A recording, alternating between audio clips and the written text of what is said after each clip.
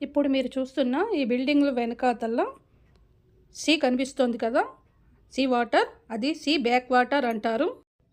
మీకు దగ్గరుండి చూపిస్తాను చూడండి. ఇప్పుడు కనిపిస్తుందంతా సీ బ్యాక్ వాటర్. పక్కనే చూడండి లవ్ ముంబై అని రాసుంది.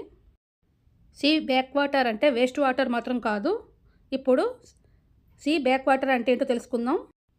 నదులు సముద్రాల్లో కలుస్తాయని తెలుసు కదా.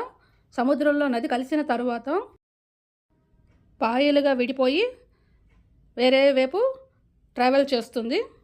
సముద్రం వాటర్, నది వాటర్ రెండూ కలిసి ట్రావెల్ చేసి ఒక చోట స్థిరపడతాయి.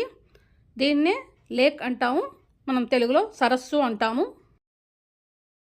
సముద్రంలో ఉన్నంత అలలు, సముద్ర హోరు లాంటి హోరు ఏమీ ఉండదు. ఇక్కడ ప్రశాంతంగా ఉంటుంది.